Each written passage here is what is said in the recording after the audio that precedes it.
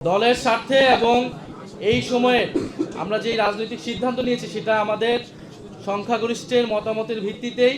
ফলে দলের স্বার্থে এবং এই সময় রাজনীতির বৃহত্তর স্বার্থে সবাই এই বিষয়টা মেনে নেবে এবং তাদের যে ব্যক্তিগত আত্মত্যাগ তারা করেছেন সেটা দল অবশ্যই পরবর্তীতে মূল্যায়ন করবে।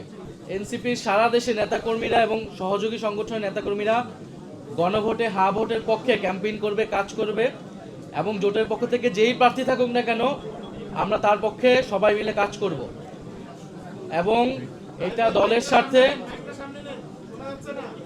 স্বার্থে এবং এই সময়ে আমরা যে রাজনৈতিক সিদ্ধান্ত নিয়েছি সেটা আমাদের সংখ্যাগরিষ্ঠের মতামতের ভিত্তিতেই।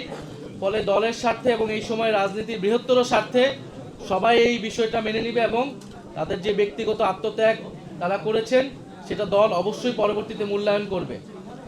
আর আমাদের 47টা সাবমিট হয়েছে, এটা আমাদের আসন সমঝোতা এখনো চূড়ান্ত হয়নি, সেটা আমরা কিছুটা বাড়িয়েই সাবমিট করেছি। এটা আমাদের যেহেতু অনেকেরটা বাতিল হতে পারে, অনেক ভুল ত্রুটি থাকতে পারে, এটা আগামী কয়েকদিনের মধ্যেই এটা আলাপ আলোচনার মাধ্যমে এটা চূড়ান্ত হয়ে যাবে যে এনসিপি কয়টি আসনে তার প্রার্থী দিচ্ছে এই আসন সমঝোতা।